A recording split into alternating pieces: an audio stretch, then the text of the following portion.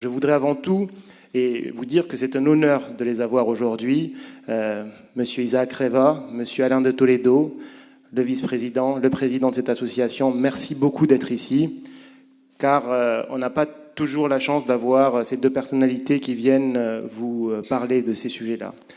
Donc c'est un honneur et je crois qu'il faut vraiment l'apprécier à ce titre-là.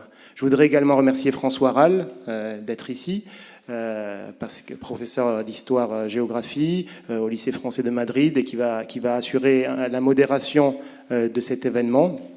Vous êtes des élèves des lycées français, à la fois le lycée français de Madrid et le lycée Molière, mais aussi de lycées du système espagnol. Je crois qu'il y a San Isidro, Beatriz Galindo. Vous faites partie tous d'un réseau dans lequel le français et la culture française et la manière d'enseigner à la française est importante. Et je crois que votre présence à tous est un signe de cela. Et enfin, tout ça s'inscrit dans une saison culturelle de l'Institut français qui, justement, travaille dans tous les aspects artistiques, culturels, du débat d'idées sur cette question de la mémoire et du dialogue entre le passé et le futur. Donc, je voulais vous dire tous ces éléments-là en vous remerciant vraiment d'être là et en espérant que vous écouterez bien et que vous vous inspirerez de ce que vous raconteront à la fois Monsieur Reva et Monsieur de Toledo. Je cède la parole maintenant à François Rall. Merci beaucoup.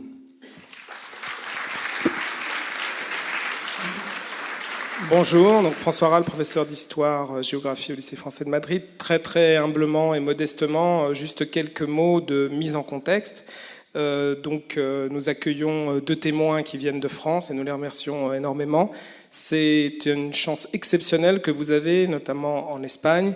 Alain de Toledo et Isaac Reva sont deux rescapés de ce que le XXe siècle nous a apporté de plus terrible dans l'horreur totale, la destruction et le génocide des Juifs d'Europe, pour reprendre l'expression de l'historien de la Shoah américain Raoul Hilberg. Vous le verrez, ils sont aussi au plus profond de la barbarie, des acteurs et des témoins de ce que l'humanité a peut-être aussi de plus beau et de porteur d'espérance. Je ne vais pas raconter leur histoire maintenant. On va se tourner vers ce XXe siècle. Nous avons un devoir de mémoire pour les victimes, mais j'aimerais rappeler que cet événement d'aujourd'hui s'inscrit dans le présent. Les idées qui ont conduit à la barbarie extrême des années 30 et des années 40 en Europe sont encore présentes aujourd'hui dans notre continent. Hier, une candidate aux élections a reçu 1/5 des voix des électeurs français, elle dont le père, qui est aussi son père politique, Jean-Marie Le Pen, prétend que le génocide des Juifs est un détail de l'histoire. Je raconte aussi à mes élèves qu'en novembre dernier, en novembre 2016, en Pologne, l'extrême droite a organisé une manifestation à Wrocław. Vous savez qu'en Pologne, la quasi-totalité de la population juive a été éradiquée par la politique des nazis et de leurs complices parfois polonais. À Wrocław, lors d'une manifestation contre des réfugiés syriens, l'extrême droite a brandi une marionnette, l'effigie d'un juif, comme dans les années 30, et l'a brûlée sur la place publique. Donc nous devons autant nous tourner vers le passé pour mieux comprendre quel est notre devoir de mémoire, et en particulier pour les jeunes générations qui sont amenées à construire le futur. Devoir de mémoire universel, mais aussi devoir de mémoire en Espagne tout particulièrement, où ces thématiques n'ont pas toujours été beaucoup travaillées. Non seulement l'histoire des relations entre le franquisme et la Shoah, mais aussi les relations complexes entre l'Espagne et les Juifs qui y vivaient, puisque vous n'êtes pas sans savoir qu'en 1492, les rois catholiques ont expulsé les Juifs d'Espagne, qui sont partis essaimés dans l'ensemble de la Méditerranée. C'est ceux qu'on appelle les fameux séfarades. Vous savez que séfarade en judéo-espagnol, ça veut dire Espagne. Et nous avons aujourd'hui deux représentants de cette communauté. Isaac Reva, qui est né à Thessalonique, dans le nord de la Grèce, Thessalonique, où 95% de la population juive de la ville a été déportée et a disparu pendant la Seconde Guerre mondiale, et Alain de Toledo, qui est issu d'une famille de séfarades de Turquie installés en France dans les années 30. C'est souvent surprenant. L'année dernière, avec des élèves de terminale, nous avons travaillé sur une partisane séfarade macédonienne dont les textes étaient en judéo-espagnol. Ces populations avaient conservé des traditions et une langue, le judéo-espagnol, qui vous surprendrait, puisque 500 ans plus tard, à l'autre bout de l'Europe, donc on parlait et on maintenait les traditions du territoire d'origine, l'Espagne. Alors, dans le cas de ces deux témoins, pour terminer, l'un a été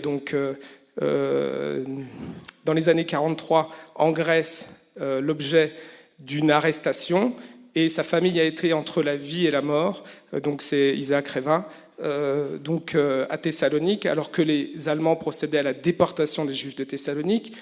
Le père de Alain de Toledo, Nissim de Toledo, lui a été arrêté en décembre 1941 par la police française. Vous voyez, à deux endroits de l'Europe, deux moments de la Shoah, et les deux pourtant sont là aujourd'hui avec nous.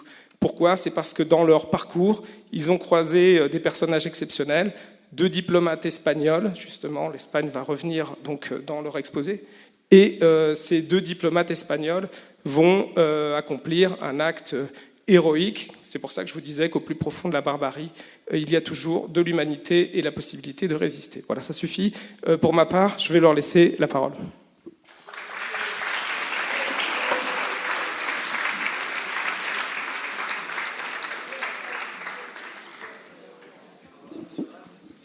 Vous m'entendez là, hein ? Alors, je dois m'expliquer un tout petit peu parce que je dispose d'une demi-heure pour faire la présentation d'un document qui, en général, me demande 1 heure de présentation. Donc, je vais raccourcir ma présentation, c'est-à-dire que certaines des diapositives que vous verrez affichées, je ne les commenterai pas, mais je les laisserai probablement pour faire un commentaire au moment où vous me poserez les questions. Ça, c'est le premier élément. Le deuxième élément, yo pudiera hablarles en español, pero me pidieron que presente mi testimonio en francés. C'est pourquoi je le présente en français aujourd'hui. J'aurais été très heureux de le présenter également en espagnol. Et si vous le voulez, je peux en faire 1 demi-heure en français, 1 demi-heure en espagnol. Ce qui n'est pas vrai d'ailleurs. Bien. Alors, d'autre part, habituellement, lorsque je fais ma présentation, je suis debout. J'ai un petit pupitre, ce qui me permet de me tourner vers le public et en même temps vers mes diapositives. Aujourd'hui, je suis assis de façon très confortable, mais moins facile pour jeter un coup d'œil sur ce que je projette. Alors, je vous laisse le soin de corriger parfois ma présentation si jamais la diapositive que je présente ne correspond pas à ce que je dis, mais ça n'est pas bien grave. Alors, il faut simplement que j'affiche ma diapositive. La voilà.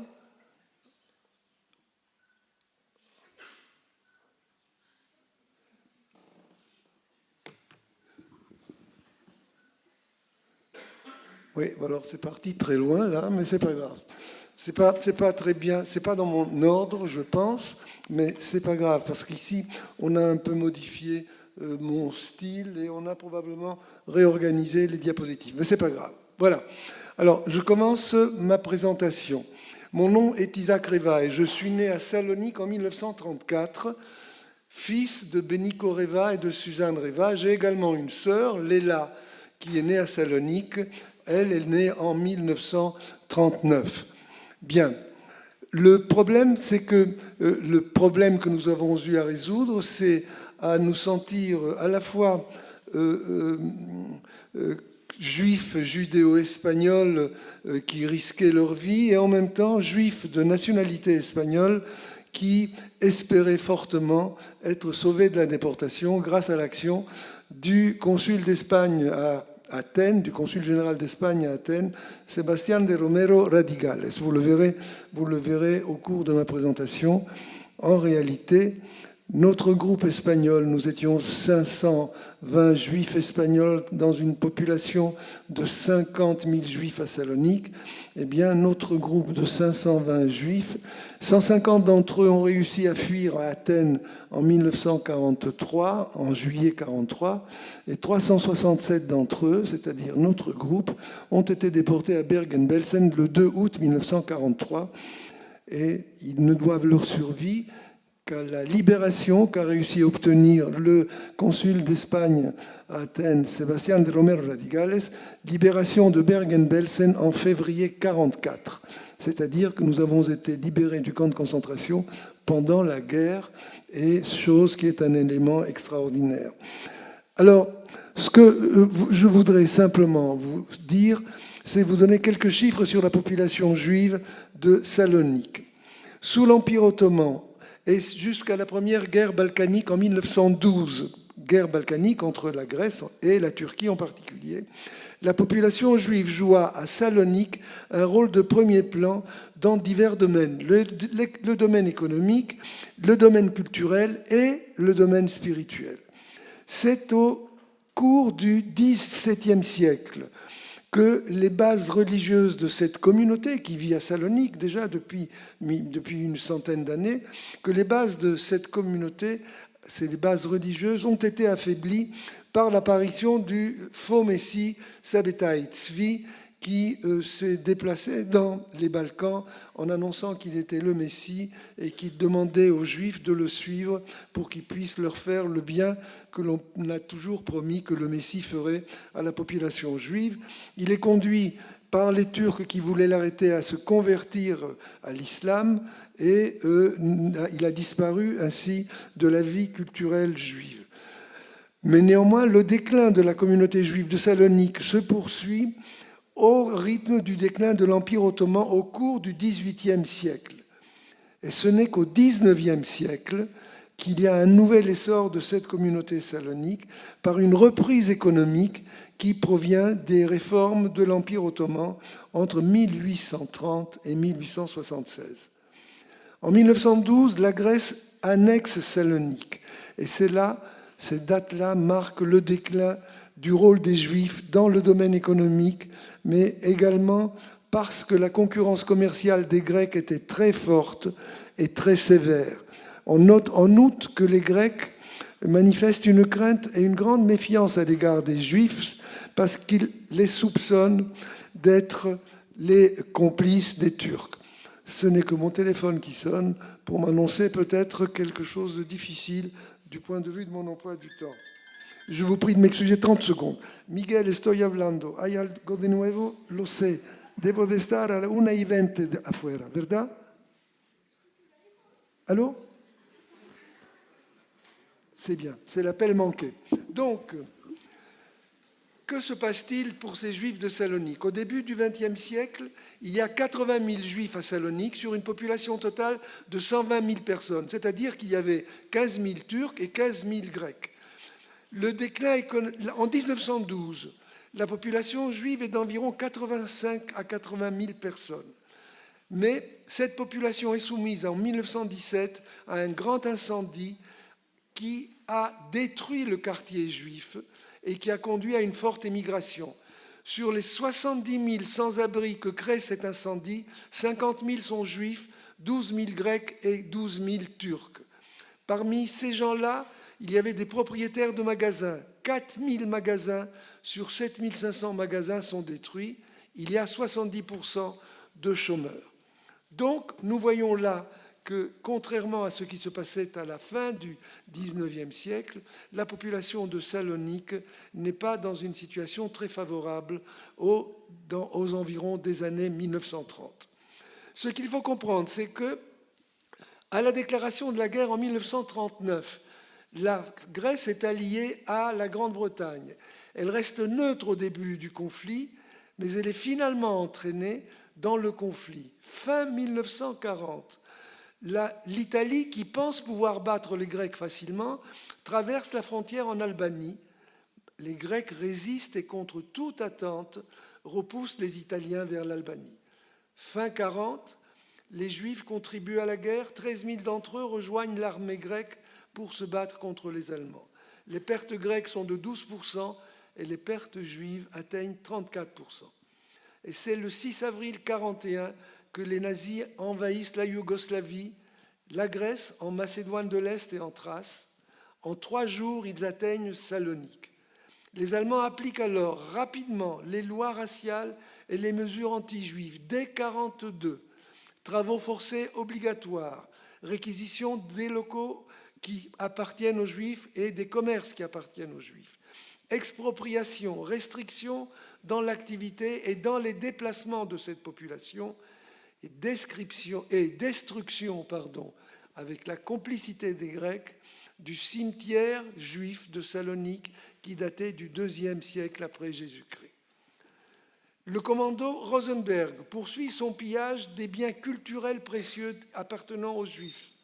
Le 6 février 1943, Dieter Wisliceny et Alois Brunner, les émissaires d'Eichmann, ainsi que Max Merten, arrivent à Salonique pour organiser la déportation et l'extermination massive des Juifs saloniciens.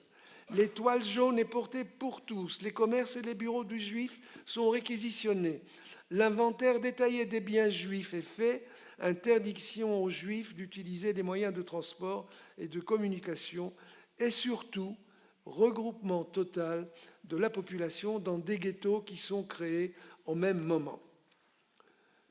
Le 15 mars 1943, un premier convoi d'une quarantaine de wagons de déportés part de Salonique pour Auschwitz. 19 convois de 3000 déportés les suivent. Ils se succèdent entre mars et août 1943. Le dernier quitte Salonique le 2 août 1943, d'ailleurs à la même date que le convoi des Espagnols qui quittent Salonique pour Bergen-Belsen.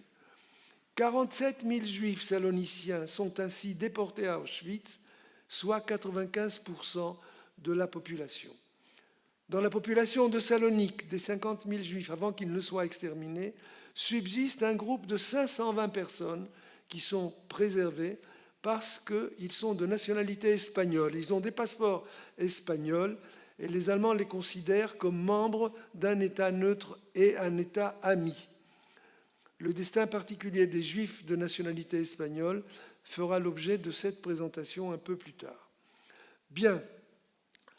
Alors, que se passe-t-il à Salonique au cours de ces années 1943 ?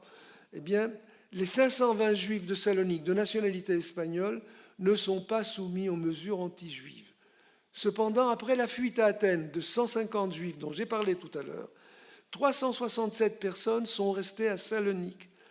Et ces 367 personnes, dont moi et ma famille, sont déportées à Bergen-Belsen le 2 août 1943, car l'Espagne refuse la demande des Allemands de nous rapatrier.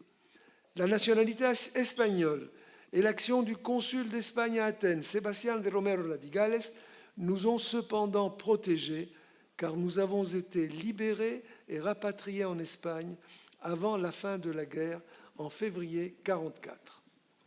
Eh bien, je vais voir ce qui suit ici. Donc ça, je l'ai dit, les Allemands envahissent la Grèce. En quelques mois, toute la population est donc déportée.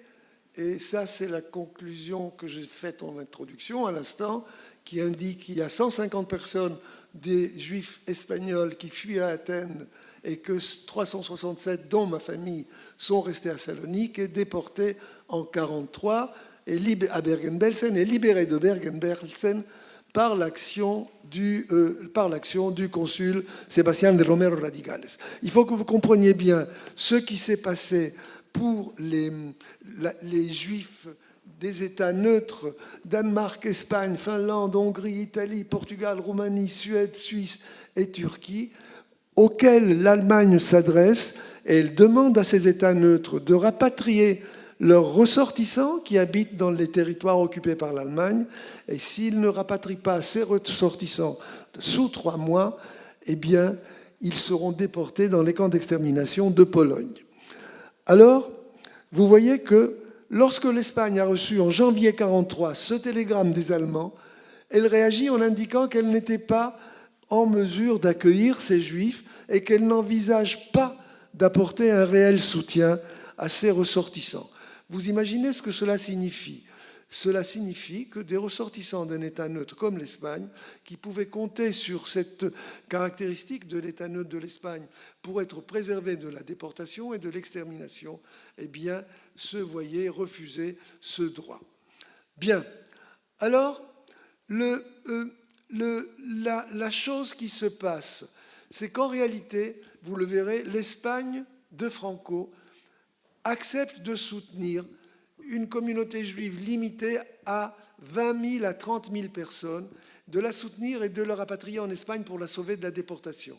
Ce que je peux vous dire, c'est que Franco, en 1945, à la fin de la guerre, a essayé de faire en sorte, en payant des auteurs historiens, pour leur faire écrire des ouvrages qui indiqueraient qu'au contraire, sa mansuétude a permis de sauver 60 000 juifs de la déportation, chose qui est fausse.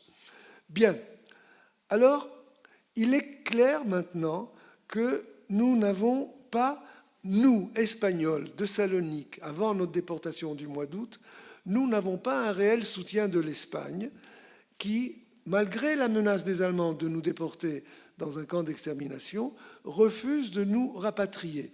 Elle fait preuve d'hésitation, de passivité, et très souvent, elle s'opposa officiellement au rapatriement, car elle était incapable d'en intégrer, entre guillemets, un aussi grand nombre.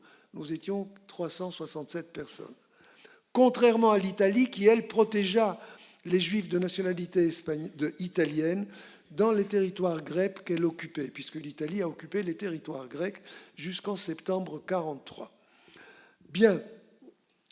Alors, les Allemands, finalement, se demandent comment ils vont faire. Et ils décident, eux qui sont en train de préparer l'extermination des Juifs à Auschwitz, Birkenau, ils demandent à l'Espagne de rapatrier, donc de sauver 367 personnes de cette déportation, et fixe à l'Espagne une date limite, le 30 juin 1943, pour prendre la décision de nous rapatrier. Si nous n'y sommes pas, si nous ne sommes pas rapatriés, eh bien, nous serons déportés. Et à ce moment-là, l'Espagne sera en position difficile parce que les Alliés sont en train de... Cela est illustré par leurs victoires successives. Les Alliés sont en train de gagner la guerre et l'Espagne risque fort de se faire reprocher d'avoir laissé un groupe supplémentaire de 367 personnes périr alors qu'elle avait les moyens de les sauver. C'est dans ce contexte qu'arrive le diplomate Sebastián de Romero Radigales à Athènes.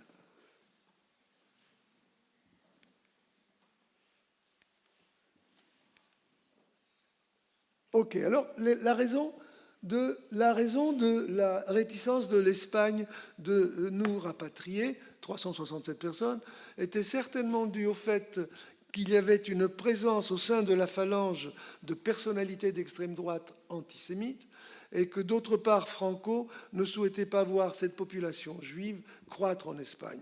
Donc il y a un problème très grave.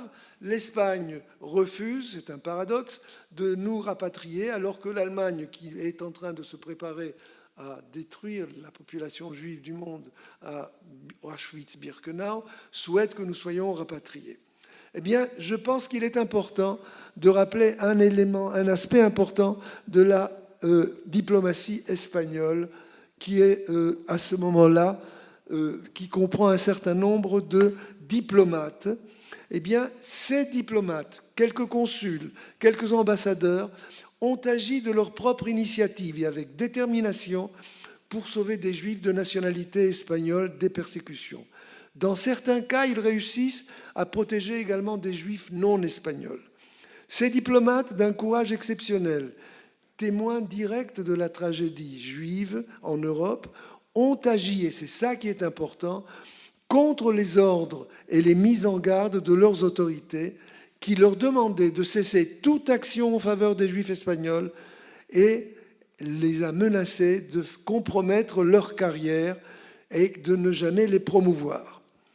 Sebastián de Romero Radigales, en avril 1943, arrive à Athènes et c'est lui qui nous a fait libérer de Bergen-Belsen. Eh bien, il faut que vous sachiez qu'il existe en Israël une entité officielle qui s'appelle Yad Vashem et qui attribue le titre de juste aux non-juifs qui ont agi afin de sauver ces juifs de la déportation, et en particulier les diplomates. Et pour attribuer un tel titre de juste à quelqu'un, il faut préparer un dossier qu'on présente à Yad Vashem. C'est ainsi que la fondation International Raoul Wallenberg Foundation a décidé de présenter un dossier pour le diplomate Sebastián de Romero Radigales, qui nous a fait sortir du camp de Bergen-Belsen, en convainquant les Allemands de ne pas nous exterminer et en convainquant son ministre des Affaires étrangères, Jordana, de nous accorder les visas qui permettaient ce rapatriement, eh bien, cette fondation internationale, Raoul Wallenberg, a décidé de présenter un dossier pour la nomination de Sebastián de Romero Radigales comme juste. Or, il ne suffit pas qu'un historien écrive à Yad Vashem pour dire voilà quelle était l'histoire vraie dans cette région à cette époque et voilà comment le diplomate s'est comporté.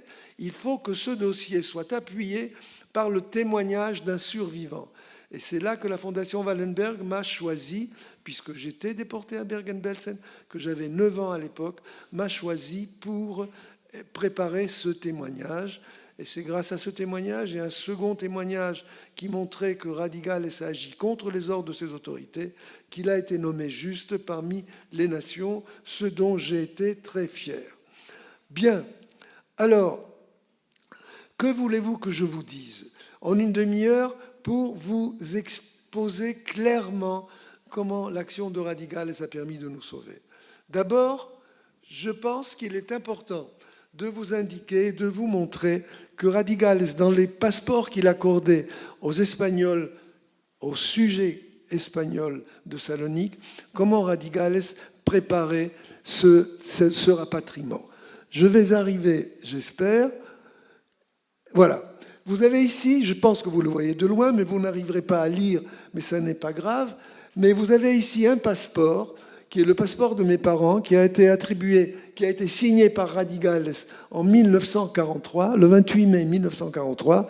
Et dans ce passeport, il existe ici, à cet endroit-là, le nom des 5 États que nous devrions traverser pour nous rendre de Grèce en Espagne, c'est-à-dire en transit.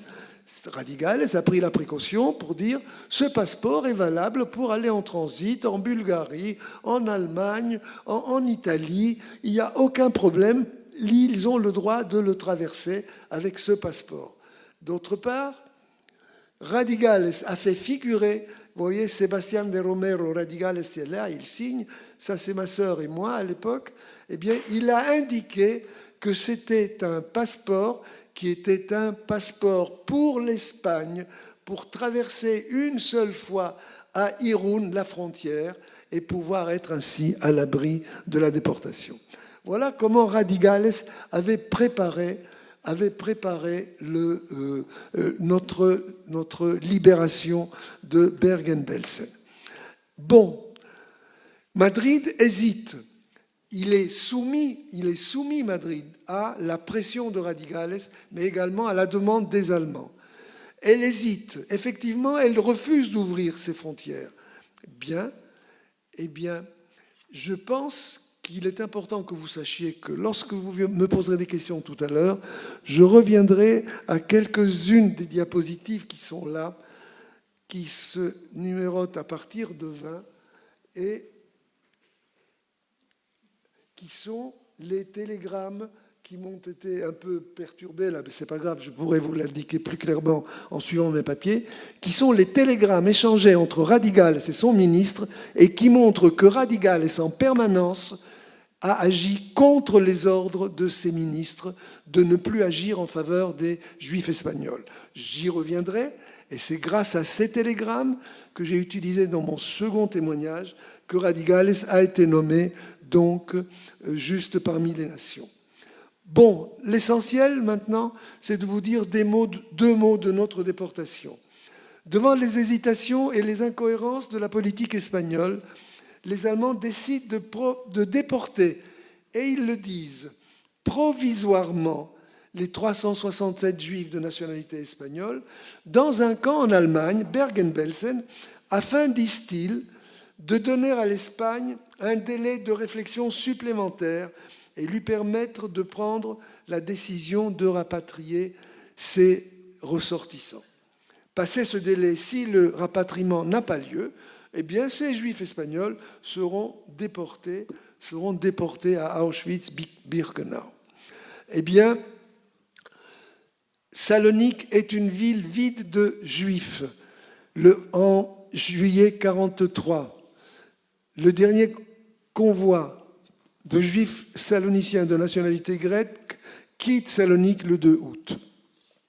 Eh bien, le 29 juillet 1943, les chefs des familles espagnoles sont rassemblés au temple Beth Shaoul, qui est une des grandes synagogues de Salonique, et les Allemands leur donnent des instructions relatives à leur voyage, disent-ils, de rapatriement en Espagne après un court séjour en Allemagne.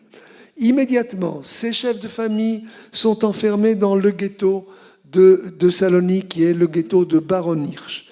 Les familles de ces Espagnols les rejoignent le lendemain, et le 2 août 1943, nous quittons Salonique pour Bergen-Belsen, entassés dans des wagons à bestiaux.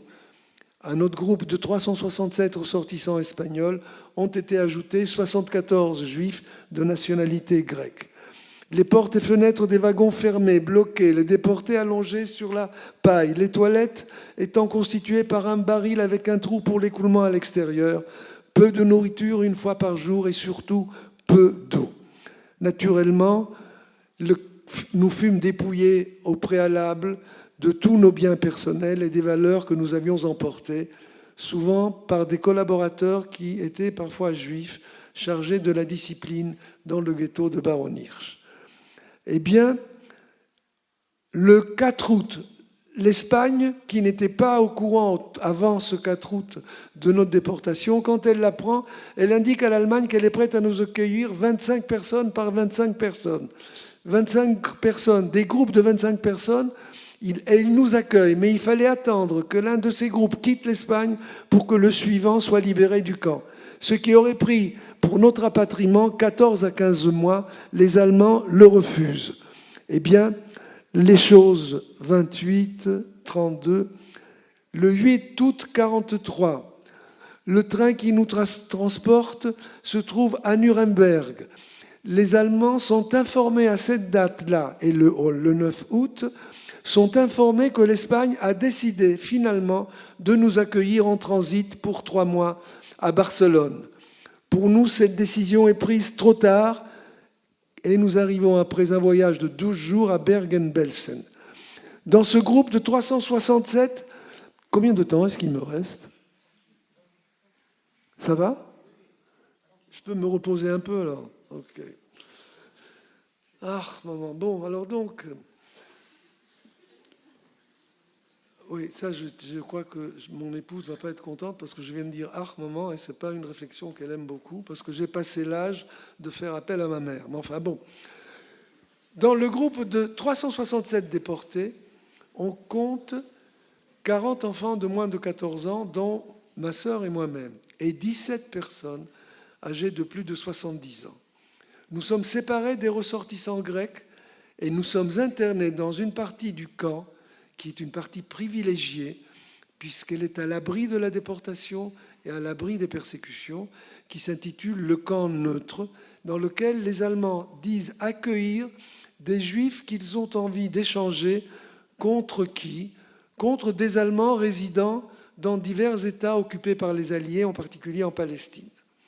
Si notre groupe est isolé du reste du camp, c'est aussi pour éviter, en cas de libération, le témoignage sur les traitements cruels auxquels étaient soumis les autres déportés juifs, les prisonniers russes ou polonais internés. Il faut que vous compreniez que nous étions, nous, 367 personnes dans un camp, le camp neutre, et qu'à côté de nous, que nous apercevions à travers les barbelés, il y avait des déportés habillés avec leur uniforme rayé, des déportés qui étaient soumis aux travaux forcés, déportés parmi lesquels plusieurs d'entre eux mouraient de maladies et de typhus en particulier. et qui sont des juifs non espagnols. Et que donc nous avions des conditions de vie moins cruelles que celles des autres détenus. Nous ne sommes pas, enfin les adultes ne sont pas astreints aux travaux forcés. Les adultes et les enfants n'ont pas un numéro tatoué sur le bras. Nous ne portons pas les tenues rayées et nous pouvons conserver nos chaussures alors que les autres portaient des sabots. J'avais 9 ans à l'époque et les souvenirs que j'en conserve sont ceux d'un enfant qui n'a pas conscience de la menace réelle qui pèse sur lui et qui n'a pas conscience de son statut privilégié. J'avais 9 ans et demi à l'époque et je soupçonnais l'hostilité du milieu, mais il me semblait par moments, par suite de l'affection que je recevais de mon père et de ma mère, que je voyais. Je dormais avec mon père dans un dortoir, ma sœur dormait avec ma mère dans un autre dortoir. Eh bien, ils essayaient de nous expliquer que nous subissions des événements qui étaient inexplicables pour nous, mais qu'il fallait nous résigner, que nous ne risquions pas grand-chose. La routine quotidienne commençait par les appels. Appels qui s'éternisaient, on en comptait 3 ou 4 fois systématiquement pendant plus d'1 heure. Et je me souviens que nous le faisions ceci en rang 4 par 4, à 6 heures du matin, les yeux fermés de sommeil. Et il faisait très froid, et également en fin d'après-midi. Les dortoirs étaient surpeuplés, je dormais avec mon père, c'est vrai, et certains des dortoirs étaient infestés de certaines places du dortoir, et certains coins du dortoir étaient infestés de poux. Dans certaines parties du dortoir, il y avait des malades du typhus et de la gale. Il y avait une absence totale d'hygiène et les seules boissons disponibles étaient un liquide noir qui était qualifié de café, car l'eau n'était pas potable. Le manque de nourriture et la sensation permanente de faim, le matin un bol de liquide noir et un morceau de pain, le soir un bol de soupe avec très peu de légumes, eh bien, la sensation permanente de faim m'avait finalement convaincu qu'au fond, c'était la situation normale d'un être humain, que, eh bien, un être humain, dans la journée, il a faim. Et s'il arrive à manger un peu, il a moins faim, mais de toute façon, il a faim. Nous étions soumis à des séances de désinfection des vêtements et à une douche tous les 3 jours. Nous faisions la queue devant un bâtiment, dans un froid extrême, avant de pouvoir nous laver. Moi-même, je ne comprenais pas pourquoi, lorsque j'éprouvais du plaisir à me tenir sous l'eau chaude qui coulait de la douche, pourquoi mon père me demandait de me laver vite pour que nous puissions quitter cette douche rapidement. Après la douche encore mouillée, car nous n'avions pas de vraies serviettes pour nous sécher, un nouvel appel dans le froid. Cependant, je n'ai jamais été séparé de mes parents, ni de ma sœur, qui avait 4 ans. Je me souviens que les enfants parmi lesquels j'étais suivaient un cours de Bible quelquefois, cours de Bible donné par des co-détenus.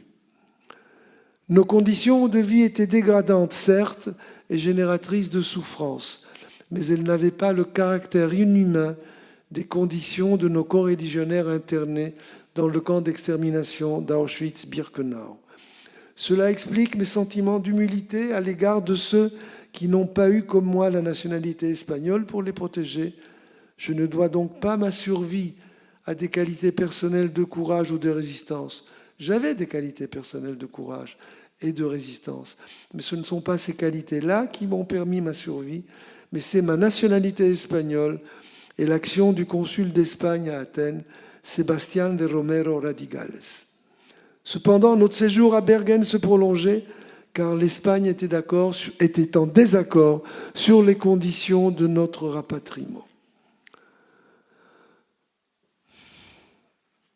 La partie importante de cette période était pour Sebastián de Romero Radigales, qui faisait pression sur les Espagnols pour qu'ils nous rapatrient par train en Espagne, en indiquant clairement que les Allemands étaient prêts à nous accorder cette liberté et qu'ils demandaient, eux, les Allemands, à l'Espagne qu'elle prenne la décision positive. Radigales fait donc face à une situation paradoxale. Madrid ne souhaite pas accueillir ses ressortissants juifs déportés, alors que Berlin, qui en massacre d'autres à d'autres endroits, fait pression sur Madrid pour qu'elle les rapatrie et qu'elle les sauve. Finalement, sous la pression de Radigales, qui explique à son ministre des Affaires étrangères le risque couru par l'Espagne si ce groupe d'Espagnols était, en 1944, était exterminé à Auschwitz, le risque que courait l'Espagne devant l'attitude qu'auraient les Alliés après leur victoire. En novembre 1943, Madrid demande formellement aux autorités allemandes notre rapatriement, tout en y imposant des conditions. Un nouveau groupe de réfugiés pourrait transiter en Espagne sous réserve que le groupe précédent l'ait quitté et que l'American Joint Distribution Committee accepte de prendre en charge tous les frais de transport et de vie en Espagne, ainsi que les frais d'un accueil ultérieur, hors d'Espagne. Les Allemands, à la suite de la décision de l'Espagne de novembre 1943 de nous accueillir en Espagne, préparent notre départ de Bergen-Belsen. 2 groupes sont formés pour partir à 1 semaine d'intervalle. Les Reva, puisqu'il y avait les frères de mon père qui étaient avec nous et leurs familles, les Reva ainsi que le consul honoraire d'Espagne à Salonique, Salomon Ezrati, un cousin de mon père, font partie du second groupe. Naturellement, les familles du second groupe sont inquiètes, persuadées qu'après le départ du premier groupe, les Allemands reviendraient sur leur décision. Il n'en a pas été ainsi et nous sommes libérés le 7 février 1944 et dirigés par le train vers l'Espagne. Imaginez l'accueil par ma mère de cette décision, ma mère dont la famille était de nationalité grecque et dont toute la famille a été déportée à Auschwitz-Birkenau. Nous voyageons à bord de wagons de 3e classe et nous traversons en pleine guerre l'Allemagne. Nous avons vu Mannheim rasé, puis la France. Nous arrivons au petit matin, le 13 février 1944, à Port-Bou, gare frontière en territoire espagnol, près de Perpignan. Nous y sommes accueillis par le docteur Sequeira, président du Joint Jewish Distribution Committee en Espagne. Enfin libre en Espagne, qui, quoi qu'on ait pu en dire, nous accueillait effectivement. Nous reçûmes dès notre arrivée de la nourriture par les sœurs de charité espagnoles qui étaient présentes sur le quai de Port-Bou. Port-Bou subsista dans mon souvenir d'enfant comme un lieu d'une seconde naissance qui me redonnait un statut de normalité. Normalité qui n'est plus un concept abstrait, mais un fait. Le symbole de liberté que mon souvenir réserva à Port-Bou a également longtemps inclus la banane que l'on m'offrit sur le quai de la gare à notre arrivée, banane qui était la première nourriture saine que je dégustais depuis plusieurs mois. Après 6 mois d'internement à Bergen-Belsen, nous avons donc été libérés le 7 février 1944, c'est-à-dire pendant la guerre. L'Espagne ne nous garda que 4 mois à Barcelone, tout comme Primo de Rivera en 1924. L'Espagne refusa d'autoriser les Juifs de nationalité espagnole à s'établir en Espagne. La raison avancée était qu'il fallait faire de la place pour d'autres déportés. En réalité, le gouvernement de Franco était opposé à un accroissement de la population juive, certainement par conviction antisémite d'un grand nombre d'hommes politiques espagnols, notamment ceux de la Phalange.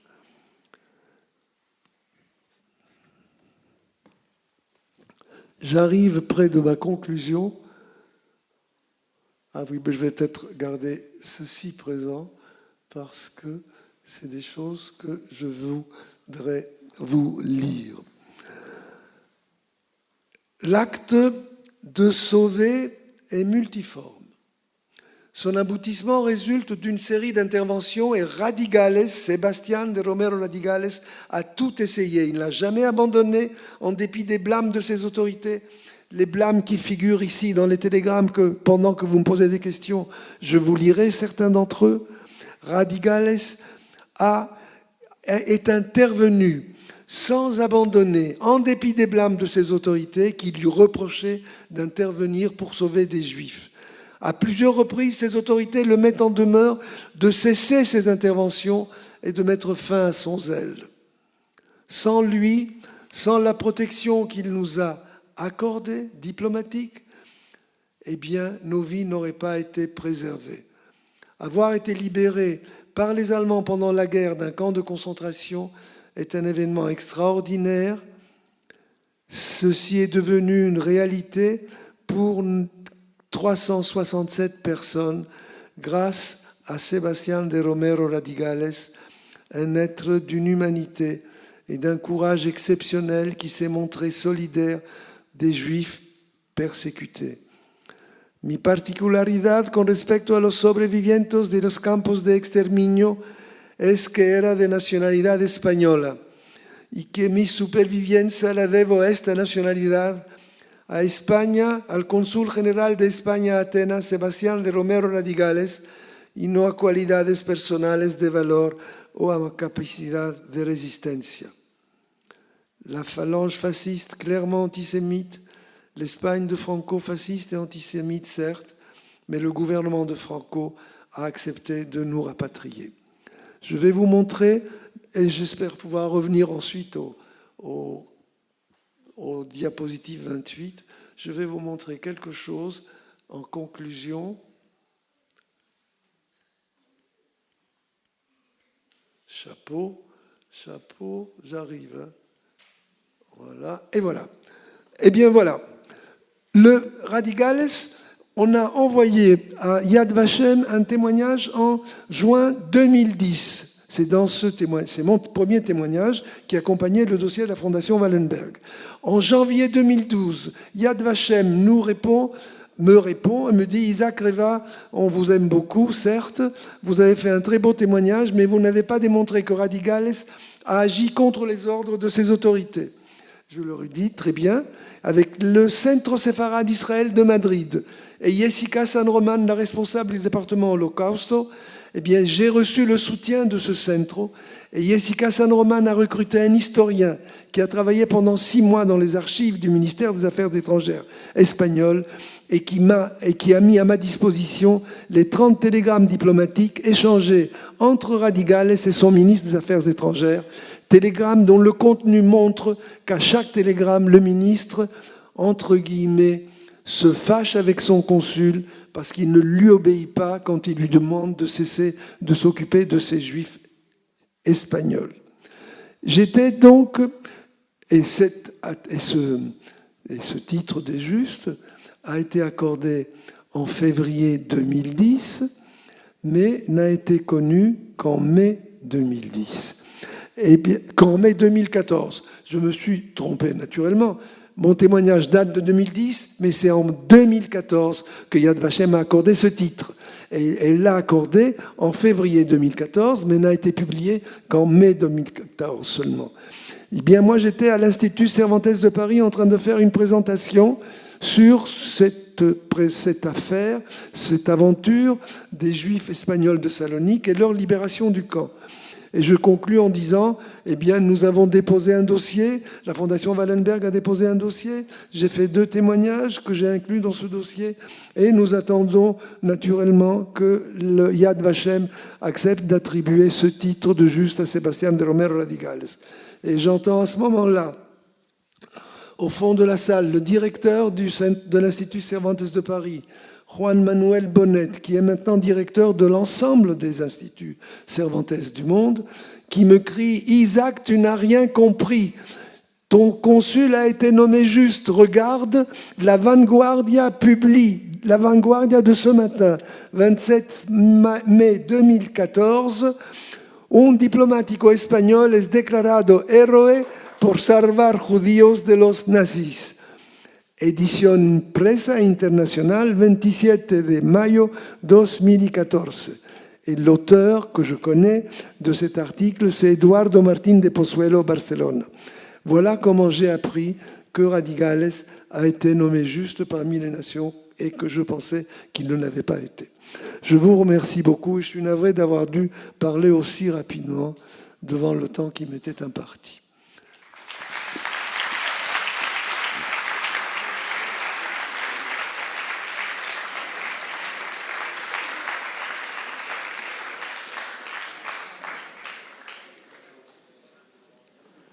Voilà,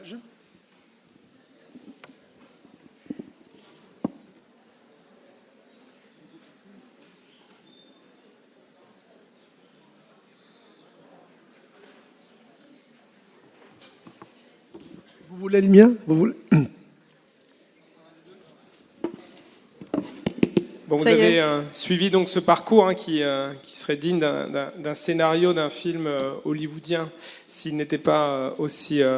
ça pourrait être un film de Spielberg, avec des personnages et ces images donc de la traversée de l'Europe. Est-ce que cela vous inspire des questions? Est-ce que vous avez bien compris l'ensemble des moments de cette traversée, où je vous avais bien dit où on est dans le doute entre la vie et la mort, même si finalement, grâce à l'intervention de ce diplomate, tout s'est plutôt bien passé donc pour la famille Reva. Je vous prie de m'excuser 30 secondes. J'ai envoyé, je pense, une diapositive sur Yad Vashem. Est-ce que c'est vrai ou pas? Est-ce que je vous ai envoyé avec mon témoignage deux ou trois diapositives sur Yad Vashem? Est-ce que vous avez ça sur votre dossier? Je crois pas. Non? Pascal? Non, ok, ça marche, c'est pas grave. Non, c'était pour vous montrer la petite fille, je regrette de ne pas l'avoir mentionné, c'était pour vous montrer la petite fille du consul Sebastián de Romero Radigales, Elena Colito, en train de recevoir la médaille de Juste et le diplôme de Juste à Yad Vashem à Jérusalem le 30 septembre 2014. Eh bien, je vous le dis, ce sont de très belles images, surtout qu'on voit une image à la fin, Elena et moi, côte à côte, en train de pointer sur le mur de Yad Vashem le nom de Sebastián de Romero Radigales, c'est-à-dire le mur sur lequel on marque le nom des Justes. Voilà, je vous ai raconté ce qu'il y avait sur ces diapositives. Merci. Des questions sur, vous avez vu aussi cette ambiguïté de la position que Isaac Reva a très bien expliqué du régime franquiste, qui est en fait en train d'hésiter à négocier ou pas, qui ne déploie pas une énergie. Allez, qui c'est qui commence? Les élèves l'année dernière... Ce sont les élèves des lycées français de Madrid qui ont posé beaucoup de questions. Ce serait bien que les élèves de Bachibac se lancent. Est-ce qu'on peut éteindre un des grands projecteurs pour que j'aperçoive les personnes qui posent une question? Une question. Est-ce que vous avez les échanges des télégrammes? Pardon? Est-ce que vous avez les échanges des télégrammes? Ah oui, qui a posé la question? Là-bas. Merci beaucoup.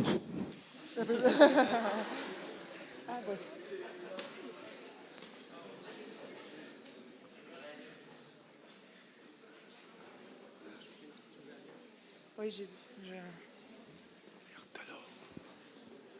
Qu'est-ce qu'ils sont en train de faire? Ça marche, j'approche, je crois. Ah non, j'approche, c'est une façon de parler. Voilà. Voilà, alors écoutez, vous m'entendez là? Vous m'entendez bien? Alors très rapidement, ça c'est le premier télégramme qu'envoie Radigales en 1943 à son ministre en lui disant « La sortie des territoires occupés par les Allemands des Juifs ayant une nationalité espagnole établie et leur transfert vers l'Espagne sont autorisés par les Allemands. » Première action donc de Radigales pour nous sauver. Il avertit son ministre qui est au courant de ça, mais il l'avertit formellement. Alors, la suite. Le 4 juin, Jordana écrit, le 4 juin, c'est-à-dire 20 mai, 4 juin, ça fait 15 jours après, quoi. Alors, le 4 juin, Jordana, le ministre, écrit à l'ambassadeur d'Espagne à Berlin et lui demande d'informer de toute urgence le consul qu'il est impossible de transférer les Juifs de Salonique par terre et en dépit des mesures déjà prises par lui, c'est-à-dire des mesures que Radigales les a prises pour qu'il y ait un rapatriement par terre ou par bateau, par rail, par train ou par bateau. Eh bien, il dit qu'en dépit des mesures déjà prises par lui, qu'il y a des difficultés insurmontables pour un transfert par la mer. Pour cette raison, le consul doit conserver une attitude passive et s'abstenir de toute initiative personnelle.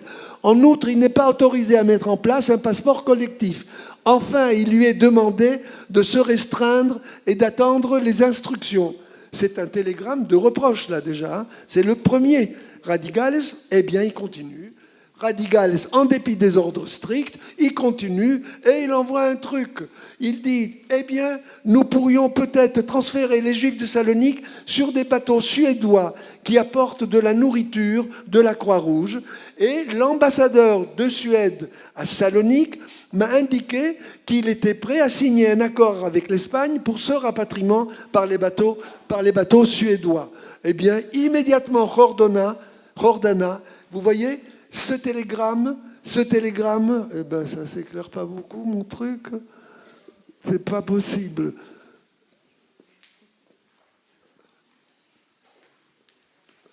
Bon, je voulais vous montrer que ce télégramme est un télégramme où on voit un diplomate suédois qui s'exprime. Eh bien, immédiatement, le 11 juin 43, c'est merdique ce truc, le 11 juin 43, je ne peux pas l'indiquer, mais vous le lisez, le télégramme, le Jordana écrit « Le consul doit strictement respecter les instructions données dans mon télégramme numéro 317, sans prendre la moindre initiative ou rechercher un contact au sujet de cette question avec d'autres représentants diplomatiques. Il ne doit pour aucune raison avoir une attitude différente de celle donnée. » Vidal, l'ambassadeur met en garde le ministre en lui disant « Méfiez-vous, monsieur le ministre, les Allemands nous ont donné comme date limite le 30 juin pour les rapatrier, et nous approchons du 30 juin, ils vont les déporter à Auschwitz. » Eh bien, le Jordana ne lui répond même pas, et Radigales continue à intervenir, et nous voyons un autre télégramme, et j'arrive à la fin tout de suite, le 1er juillet 1943, Jordana, le ministre des Affaires étrangères, à Vidal, ambassadeur à Berlin, dans mes télégrammes 317-326 au sujet des problèmes des Juifs espagnols de Salonique, j'ai ordonné au consul général à Athènes d'adopter une attitude passive et de ne pas établir un passeport collectif. Il est indispensable de neutraliser le zèle excessif du consul général d'Athènes et de neutraliser ses interventions, sinon cela pourrait créer des difficultés graves pour l'Espagne. Eh bien, le 14 juillet, il y a un télégramme de Jordana à Vidal indiquant, je vais le lire lentement parce que sinon, autrement il ne sera pas compris, notre approche du gouvernement allemand, en référence à votre télégramme numéro tant, demandant l'autorisation de rapatrier en Espagne des Juifs espagnols, se référait à ceux qui habitent en Europe de l'Ouest. Or, la Grèce est considérée comme étant en Europe orientale. Le gouvernement espagnol n'a jamais eu donc l'intention de rapatrier une multitude de Juifs espagnols. Il était préparé à résoudre des cas exceptionnels, mais pas à accepter un passeport collectif ou sans passeport collectif, ou un train spécial, ou des petits groupes qui viendraient contre notre volonté, expliquer ceci au ministère des Affaires étrangères allemand. Par ce télégramme, l'Espagne refuse donc le rapatriement. Et nous voyons que nous sommes alors déportés et que ce n'est qu'après l'action de Radigales que le gouvernement espagnol, en novembre 1943, accepte notre rapatriement.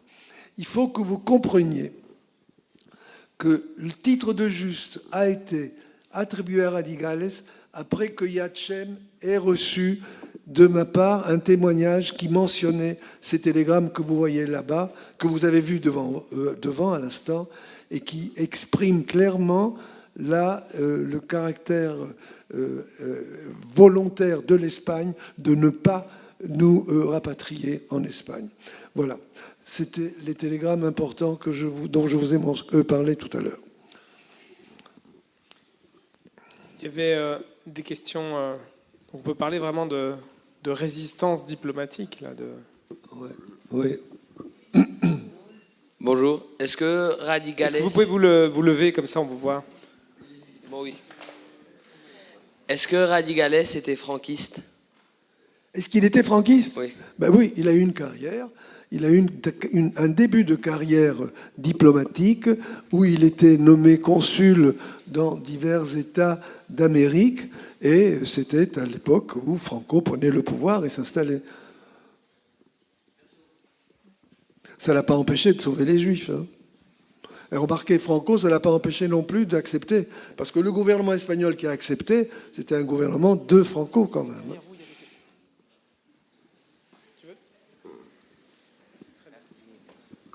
Alors, je vais premièrement vous donner les merci pour l'exposé.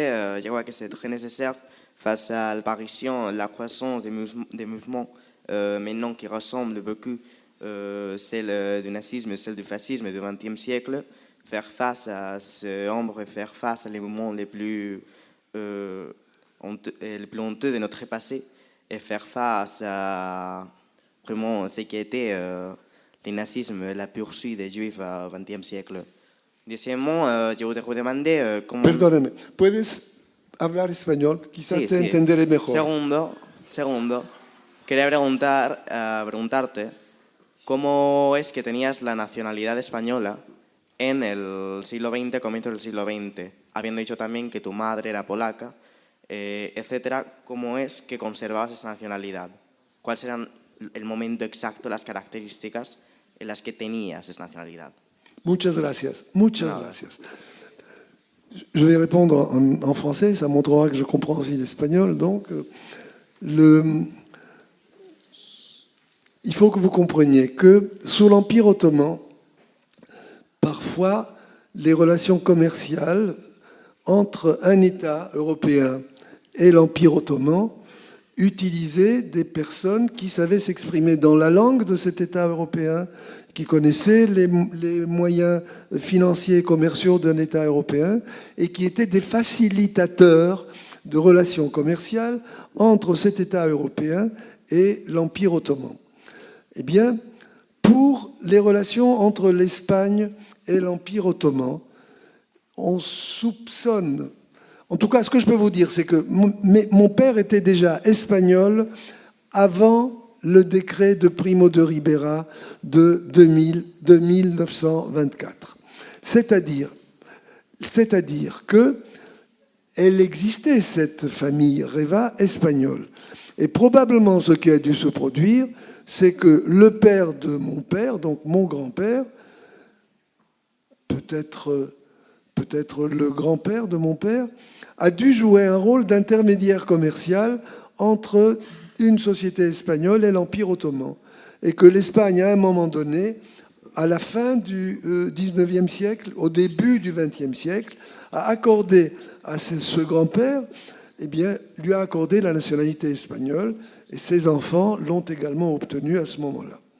Voilà ce que l'on dit. En tout cas, il est clair que un document de l'ambassade d'Espagne à Athènes au gouvernement grec, un document qui date de 1906, inclut déjà comme espagnols les frères aînés de mon père et également mon père qui lui est né en 1905. Donc on n'est pas sûr, mais on pense peut-être que c'est un des grands-pères qui a obtenu cette nationalité. Merci beaucoup, Monsieur Reva. On va passer au deuxième temps de notre rencontre aujourd'hui avec Alain de Toledo, qui va, lui, nous... Alors, je vous ai présenté un peu rapidement, bon, c'est un profil différent, on va parler surtout de votre papa, j'imagine, et d'un autre personnage qui est Bernardo Roland, le consul d'Espagne en France, et on va voir aussi, j'imagine que vous allez nous parler de ça, le rôle de ce diplomate. Absolument. Voilà. Merci, bonjour à tous. Donc, je vais vous parler d'une histoire qui est à la fois semblable à celle que vous venez d'entendre, mais un petit peu différente. Première différence, c'est que moi-même, je suis né après-guerre, donc je n'ai pas connu cette période. Ce sont par la suite, en faisant parler certains témoins, en cherchant dans les archives, donc c'était une reconstitution de l'histoire. La deuxième différence, c'est que, contrairement au consul Radigales, le consul dont je vais vous parler, Bernardo Roland, n'a pas encore obtenu cette médaille des Justes qui est tellement importante pour reconnaître son action. Et le dossier, j'ai dû le déposer en 2004. Donc, vous voyez, ça fait assez longtemps. Bon, je suis incapable de vous dire pourquoi il n'a pas obtenu. Ce n'est pas grave. Enfin, c'est pas grave, c'est embêtant. Mais nous, qui avons été soit sauvés, soit descendants de gens qui ont été sauvés, nous lui devons notre reconnaissance, et c'est pour ça que je tiens à témoigner. C'est la moindre des choses qu'on peut faire pour quelqu'un qui a sauvé la vie de vos parents. Et d'une certaine manière, sans lui, je ne serais pas né. Donc voilà, pendant la guerre, il y a des gens qui ont été tués, et il y a aussi des gens, parce que les personnes qui devaient les enfanter ont été tuées, il y a des gens qui ne sont pas nés. C'est quelque chose qu'on oublie de dire assez souvent. Alors excusez-moi, mais si effectivement vous pouviez arrêter la lumière, parce que c'est un petit peu aveuglant, et comme je ne fais pas de projection, elle n'est plus nécessaire. Merci beaucoup. Merci beaucoup. Alors, donc, aussi bien l'histoire que vous venez d'entendre que celle de ma famille, on peut dire que ce sont des histoires à happy end, des histoires relativement heureuses, puisque nos familles ont été sauvées. Donc je vais en parler, mais il faut toujours avoir à l'esprit que ce sont des histoires très minoritaires. Il y a eu quelques sauvés dans un océan de sang. Cette Deuxième Guerre mondiale a été affreuse et il y a eu des millions de morts. Alors, le contexte un petit peu général. On a parlé de la Grèce, on a parlé de Salonique. Je vais vous parler de la France, contexte un petit peu général, avant de venir au témoignage personnel.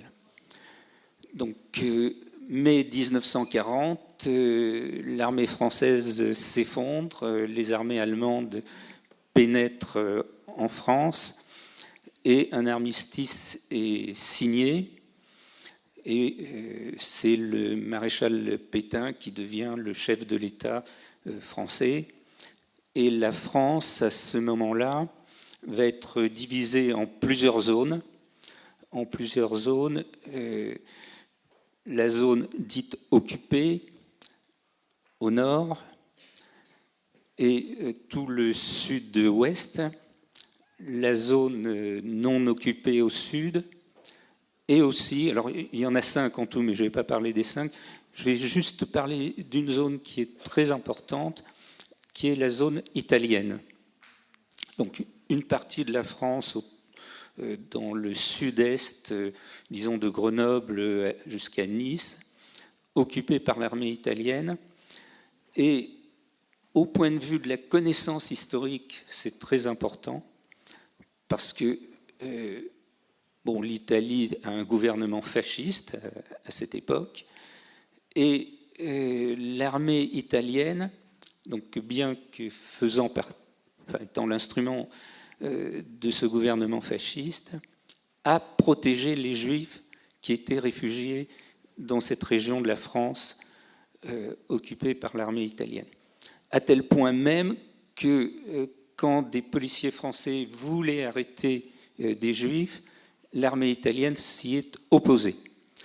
Alors, par la suite des circonstances de la guerre, l'Italie a été également envahie par l'Allemagne. Alors, les choses ont changé par la suite, mais en tout cas, jusqu'à, je crois, 1943, c'est un élément qui est peu connu et qui est très important, cette protection de l'armée italienne vis-à-vis des Juifs français.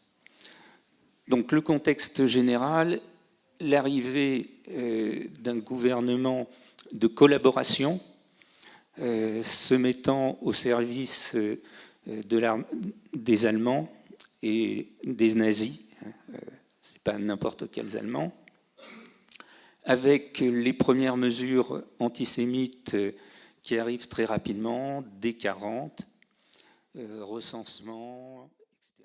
Il y a un arrondissement qui s'appelle le 11e arrondissement de Paris, où il y avait beaucoup de gens venant de cet ex-empire ottoman, de Grèce, de Turquie, de Bulgarie.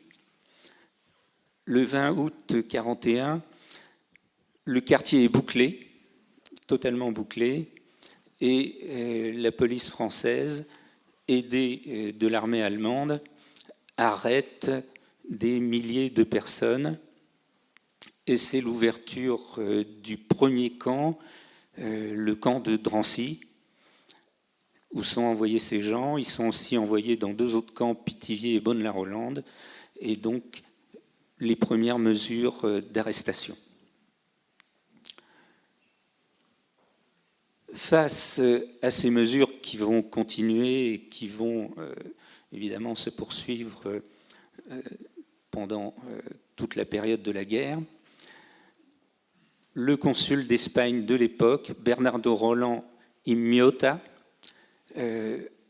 prévient tout de suite son gouvernement des mesures de ce qui est en train de se passer en France et dès qu'il le peut, intervient pour faire sortir les sujets espagnols qui ont été internés. Alors, des questions ont été posées tout à l'heure sur pourquoi des gens avaient le passeport espagnol. C'est effectivement une histoire très curieuse que 5 siècles après avoir été expulsés d'Espagne, il y a des gens qui parlaient espagnol en Turquie, en Grèce, enfin, ce qui est actuellement la Turquie, la Grèce, la Bulgarie. Et aussi très curieux que certains d'entre eux avaient le passeport espagnol. Alors, certaines représentations espagnoles en Grèce et en Turquie donnaient leur protection à un certain nombre de sujets, mais surtout, pour être très précis, on a parlé de Primo de Rivera. Il y a eu une loi espagnole en 1924, valable jusqu'en 1931, ce qu'on a appelé le décret royal d'Alphonse XIII, qui redonnait la nationalité espagnole pleine et entière à ceux qui le voulaient. Et effectivement, ma famille a disposé de ce décret royal qui leur a permis d'être sauvés. Donc, 2 mots maintenant sur l'histoire personnelle de ma famille avant de passer à l'action du consul Roland.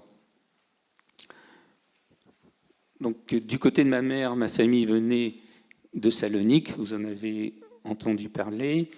Mon père, d'une ville qui maintenant est en Turquie, qui s'appelle aujourd'hui Edirne, qui s'appelait auparavant Andrinople. Et la famille de mon père s'était installée à Istanbul avant de venir en 1931 en France. Mon père a été arrêté et interné le 11 décembre 1941 dans des circonstances, si on peut dire, un peu rocambolesques, puisque 2 policiers français se sont présentés chez lui, mais en fait pour arrêter son frère, parce que son frère était bien inscrit au consulat d'Espagne, mais pour des raisons que j'ignore, il n'avait pas ce fameux décret royal d'Alphonse XIII. Donc ils sont venus pour l'arrêter. Heureusement pour lui, il était absent de la maison ce jour-là, et les policiers ont dit c'est pas grave, puisqu'il n'est pas là, on prend son frère. Donc ils ont pris mon père. D'une certaine manière, heureusement, puisque lui ayant le décret royal, étant sujet espagnol, il a pu être délivré par le consul Roland le 15 mars 1942. Et quand je dis heureusement, c'est que le 27 mars 1942, le premier convoi de France partait de Compiègne pour Auschwitz. Donc il a été sauvé vraiment à l'extrême limite. À ce moment-là, il est resté encore un petit peu à Paris, et le consul d'Espagne, à un certain moment, a dit que sa protection devenait de plus en plus difficile et qu'il fallait partir en Espagne. Ils ont pu... Alors, à cette époque, la famille de mon père et de ma mère ne se connaissaient pas, donc la famille de ma mère possédait également ce fameux décret Alphonse XIII, et le 10 août 1943, il y a un train qui est parti de Paris, qui a été en Espagne, passant par Irún, et ils ont pu rester quelques mois en Espagne en étant chacun dans des lieux différents. Ils ne pouvaient pas être tous ensemble. Et en janvier 1944, ils ont été tous rassemblés à Malaga et ont pris un bateau pour le Maroc. C'était cette fameuse politique dont a parlé Isaac Reva. Il fallait qu'un groupe quitte l'Espagne pour qu'un autre groupe puisse arriver. Et donc c'est quand le groupe de mes parents est parti au Maroc que le groupe d'Isaac Reva a pu enfin arriver en Espagne. Donc maintenant, je vais vous parler un peu plus du consul Roland. Votre professeur a employé un mot qui est tout à fait exact. Il a employé le mot de héros. Et donc aussi bien le consul Romero de Radigales que le consul Roland sont des héros. Vous savez, les héros, bon, en général, pour les jeunes, il y a des films, des bandes dessinées. Alors on voit Superman qui est très, très musclé, très beau, très fort, qui a des tas de pouvoirs. C'est ça un héros. Bon, tout ça c'est du cinéma. Dans la vie réelle, c'est pas du tout ça. Un héros, c'est quelqu'un qui est capable de dire non à un moment où c'est extrêmement difficile de dire non. Je vais vous parler de situations que vous connaissez bien en tant qu'élève. Je pense que soit vous l'avez vécu, soit vous en avez entendu parler. Il arrive parfois, malheureusement trop souvent, qu'au sein d'une classe, un ou une élève soit boycotté. Ce qu'on appelle en français, il est la tête de Turc. On le met à l'écart, personne ne lui parle. Ça, c'est le minimum. Ou alors on se moque de lui, on le harcèle. Alors maintenant, je n'ai pas connu ça à mon époque, mais maintenant, il y a le harcèlement par Internet. Il arrive même que des jeunes se suicident tellement ils sont harcelés. Eh bien, le héros, c'est celui qui ne va pas dans le sens de tout le monde. Si personne ne s'assoit en classe à côté de cette tête de Turc, le héros, c'est celui qui dit non, qui va s'asseoir à côté et qui refuse de crier avec la meute. Eh bien, c'est ce qu'a fait le consul Bernardo Roland. Quelqu'un tout à l'heure a demandé s'il était franquiste. Alors vous savez, l'histoire est toujours un petit peu complexe, il faut rentrer dans les détails, etc. Le gouvernement du général Franco avait plusieurs composantes. Donc il y avait, on va dire, de véritables fascistes pro-allemands, pro-nazis, mais il y avait aussi des gens qui étaient contre le gouvernement républicain, sans être de vrais fascistes, qui étaient plutôt du côté catholique, national-catholique, la composante.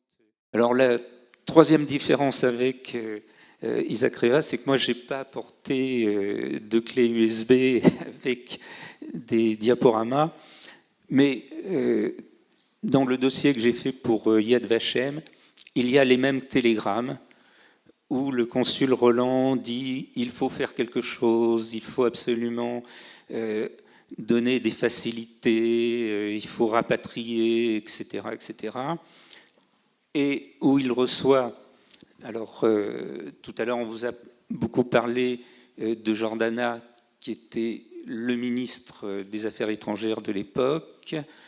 Juste avant, il y avait un autre ministre qui était Serrano Suner, et donc qui disait mais c'est quoi ce consul? Il dit n'importe quoi. Ce n'est pas la politique du gouvernement espagnol. La politique du gouvernement espagnol, c'est de laisser faire les autorités d'occupation. Et laisser faire les autorités d'occupation, ça a un nom, c'était laisser faire la déportation. Donc il s'est battu le plus qu'il a pu, et il s'est tellement battu qu'en avril 1943, les Allemands, et notamment cette terrible police allemande qui s'appelait la Gestapo, a demandé au gouvernement espagnol de le retirer de Paris parce qu'il le considérait comme un ami des Juifs. Pendant la guerre, dans la bouche de la Gestapo, être un ami des Juifs, je peux vous dire que c'était pas bon. Donc il a été rapatrié en Espagne. Il est devenu professeur à l'école diplomatique, ce qui, le moins qu'on puisse dire, n'a pas été une promotion. Sans faire de discrimination vis-à-vis d'Athènes, enfin, dans les postes diplomatiques, être à Paris, qui était une des 4 grandes capitales, être consul à Paris, normalement, après, on devient ambassadeur. Eh bien, il n'est jamais devenu ambassadeur, il est resté consul. Et si je puis dire, l'ironie de l'histoire, hein, c'est l'histoire a parfois des retournements assez curieux. Il a ensuite été envoyé aux États-Unis après la guerre parce que l'Espagne essayait de se faire bien voir des Américains, parce que beaucoup de choses dépendaient de l'aide américaine, et que voilà, on a envoyé un consul qui avait fait des tas de choses pour des Juifs, sans dire que bien sûr c'était contre l'avis de son gouvernement. Donc ce monsieur, je crois, est mort dans les années 60. De mémoire, je ne me souviens plus de la date exacte. Et la chose importante que je voulais vous dire, c'est que, étant né, alors ça ci c'est la différence avec la conférence précédente, étant né après-guerre, non seulement j'ai bien sûr pas connu ces événements, mais dans les familles, souvent on n'en parlait pas. On n'en parlait pas, donc je n'ai pas du tout appris toute cette histoire de la part de ma famille. Bien plus tard, bon, mon père est décédé, j'étais très jeune. Bien plus tard, me posant des questions, j'ai interrogé ma mère, j'ai fait des recherches, j'ai appris tout ça. Mais c'est quelque chose qu'il faut savoir. Alors, il y a des exceptions. Il y a bien sûr des exceptions, comme toujours. Mais globalement, les survivants ont très peu parlé. Pendant une trentaine d'années, ça n'a pas été connu, ça a été tu pour de multiples raisons. Ne pas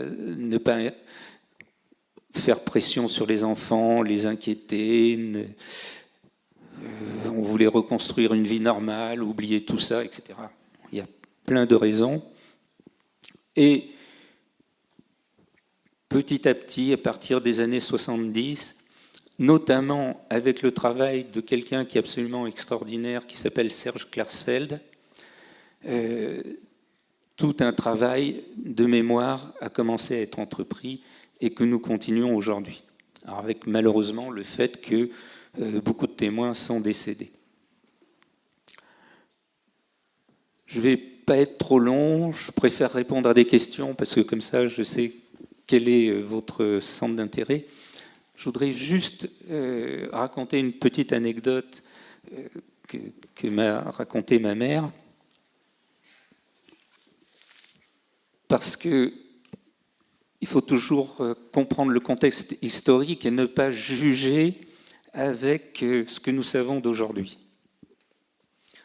Je vous ai un petit peu parlé du contexte historique donc, de l'Empire ottoman. Le contexte historique de l'Espagne, c'est que les Juifs avaient été expulsés en 1492 et donc à part quelques centaines ou quelques milliers de juifs qui avaient, depuis le début du XXe siècle, avaient pu s'installer en Espagne, mais c'était très peu, c'était surtout à Barcelone. Les Espagnols ne savaient pas ce que c'étaient les Juifs. C'était complètement inconnu.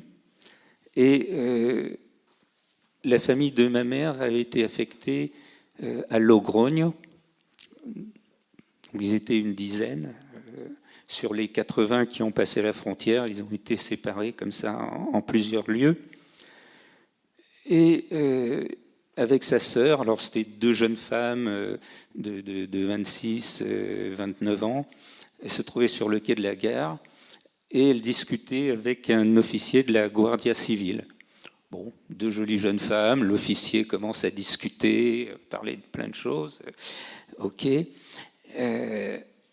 à un moment, l'officier dit « Ah, mais je dois vous quitter parce qu'il y a un groupe de juifs qui doit arriver et je dois les accueillir. » Alors ma mère et ma tante sont très surprises et disent « Mais attendez, les juifs, c'est nous. » « Comment ça, les juifs, c'est vous ?»« Ben oui, c'est nous, on vient de Paris et les juifs, c'est nous. » Et l'officier, à ce moment-là, dit « Mais je ne comprends pas. » Qui sont en première dans le système français, ce qu'a dit M. de Toledo sur cette difficulté à témoigner, la lenteur de l'émergence de cette mémoire, hein, côté français, c'est le programme de terminale. C'est un chapitre que vous aurez l'année prochaine. Vous commencez par ce chapitre qui s'appelle « Les mémoires de la Seconde Guerre mondiale » et vous verrez qu'en fait, on ne parle de la Shoah que très tardivement, hein, ce qui peut surprendre pour toute une série de raisons, aussi politiques et pas seulement personnelles, hein, puisqu'il y avait la difficulté de témoigner.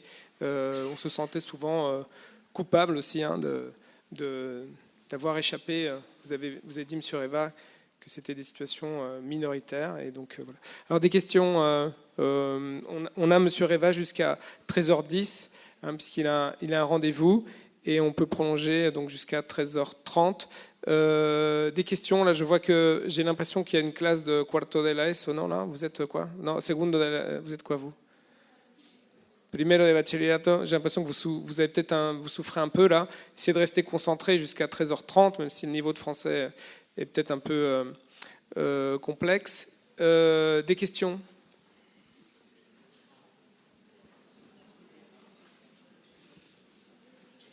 Il y a un monsieur là-bas.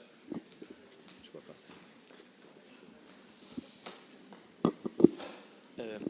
Comment est-ce que vous faisiez le devoir de mémoire dans votre institution?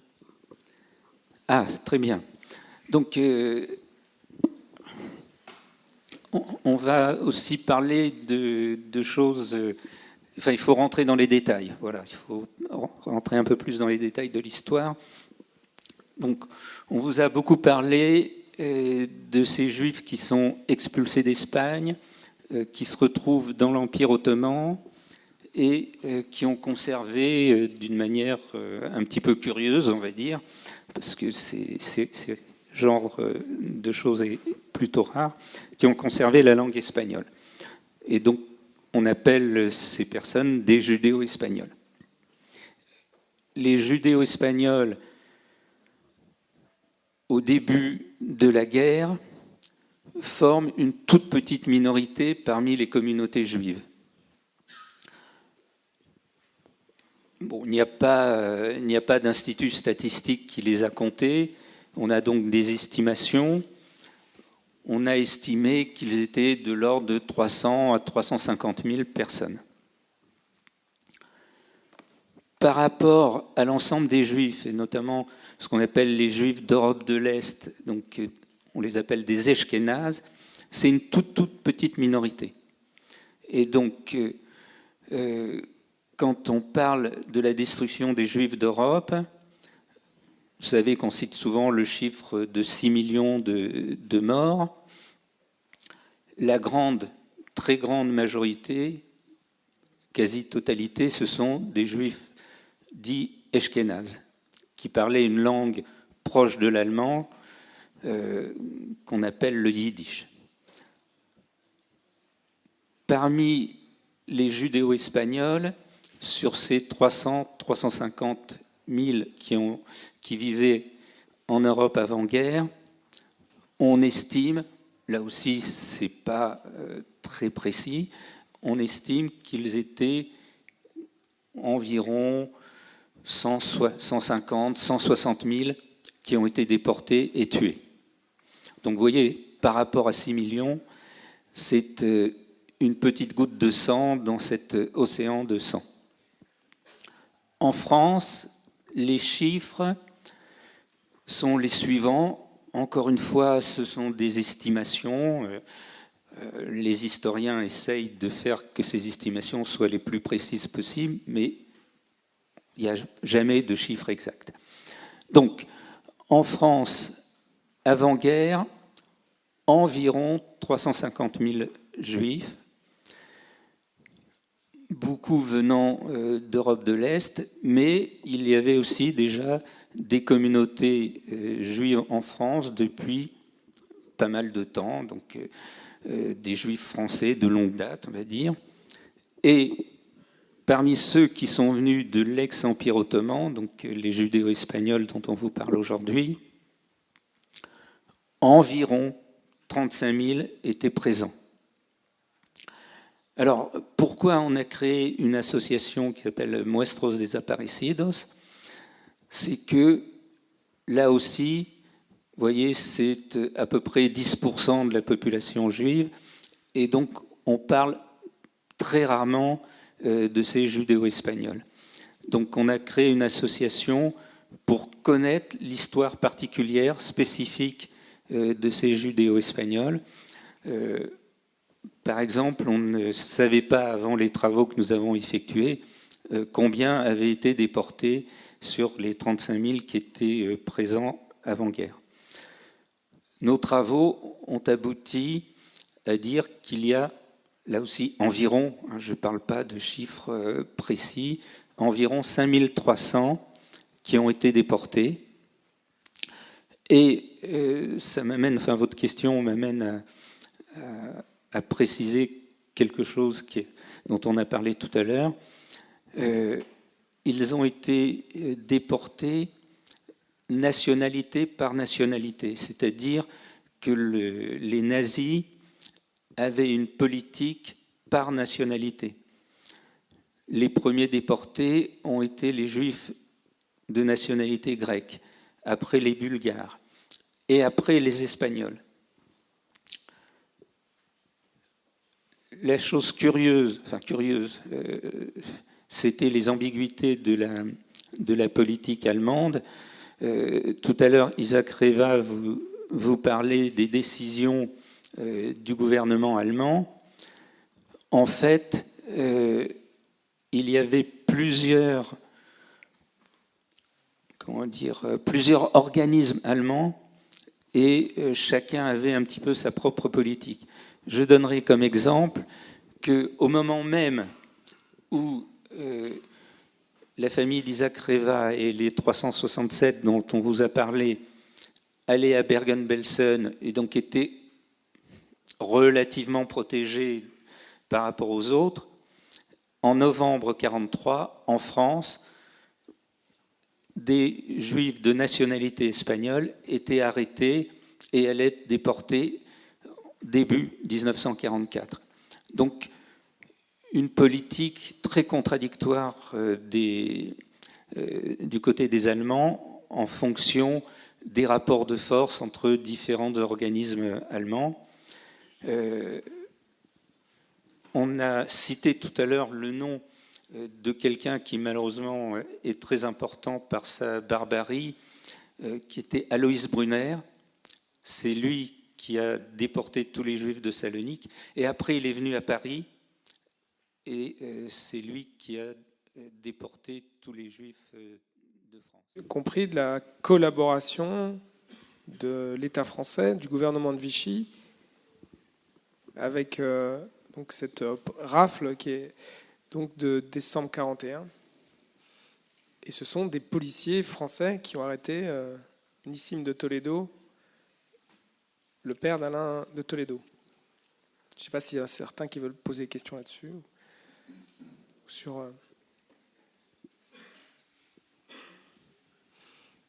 Vous êtes bien calé sur tout ce contexte ? C'est un contexte un peu lourd, donc Il est au programme dans. Oui, oui, oui. Il est au programme de l'éducation nationale, mais je sais pas si dans le Bachibac, je sais pas s'il y a des collègues là. Je vois les élèves, mais je sais pas où sont les enseignants. Si ce sont des choses que vous étudiez. Oui.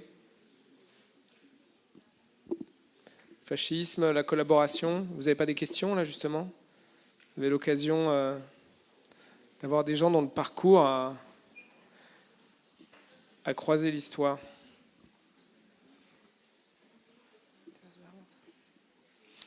Moi, j'avais une question sur le dossier de Bernardo Roland.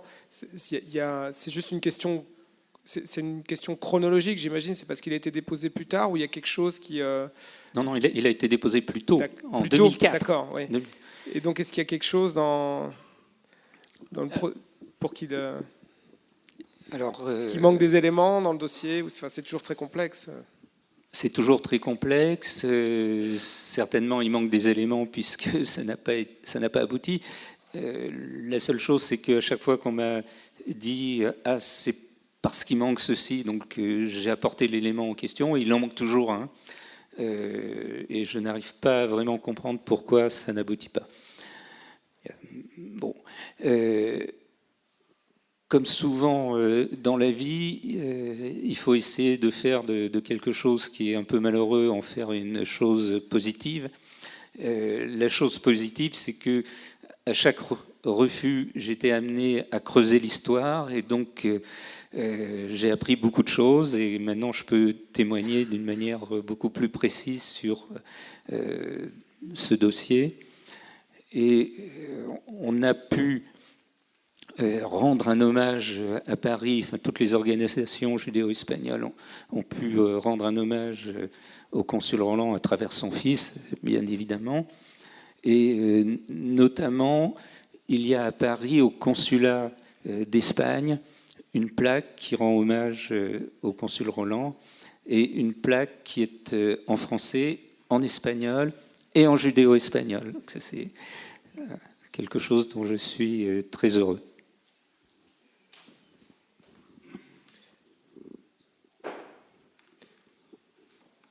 Quelqu'un se lance? Alors moi, je vais poser une question. Est-ce que vous êtes préoccupé par ce retour de l'antisémitisme? Il a toujours été là, mais de cette montée de l'antisémitisme aujourd'hui en Europe et dans le monde, mais principalement en Europe.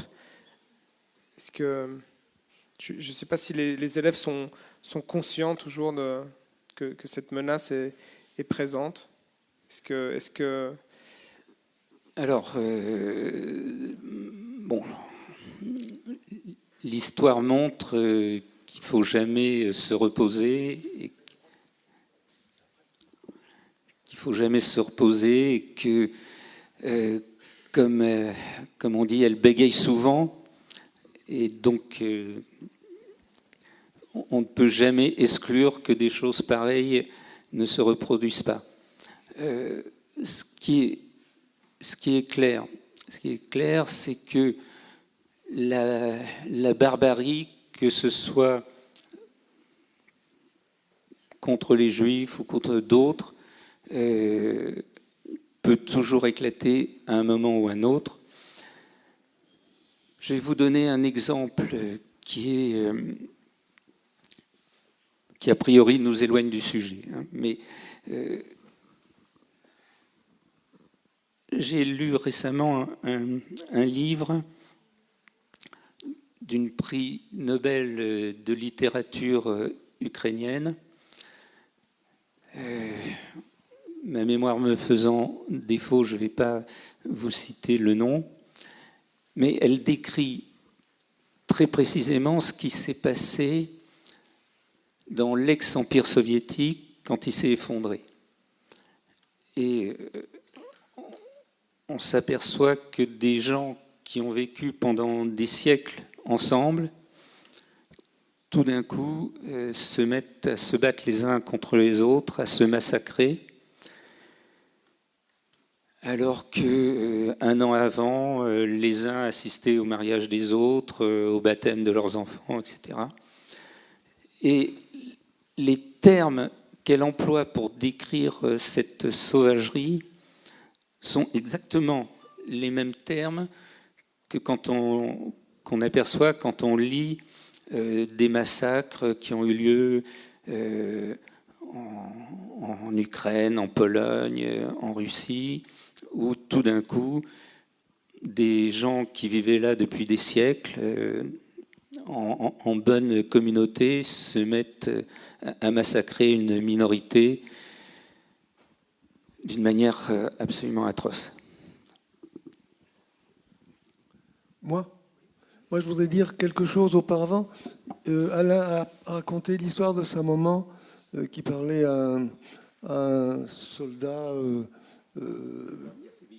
pendant la guerre civile, c'est ça, hein, la Guardia Civile. Donc, ça, c'était donc pendant la guerre.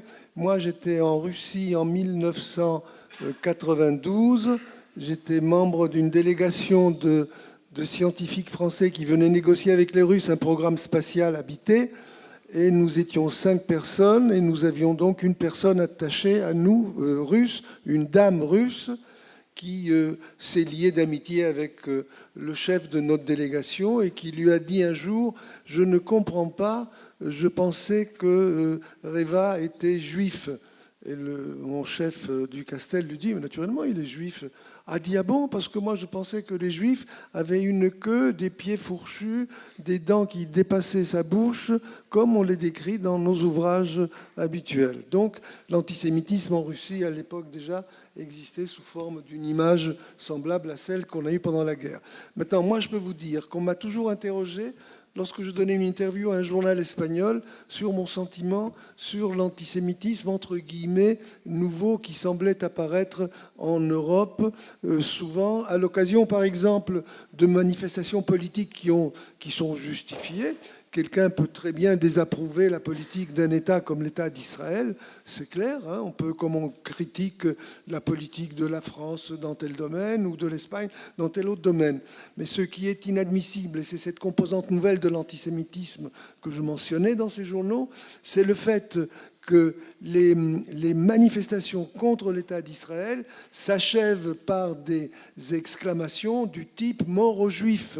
Donc, c'est-à-dire la proximité de l'antisionisme, qui est une manifestation de nature politique que l'on peut accepter, s'associait immédiatement à l'antisémitisme, puisqu'on criait à ces manifestations « mort aux Juifs ». Donc moi, je déclarais, lorsqu'on m'interrogeait, que j'étais très attristé par le fait de voir apparaître à côté de l'antisémitisme d'extrême droite un antisémitisme d'extrême gauche qui se manifestait par des paroles semblables à celles qu'utilisait l'extrême droite auparavant.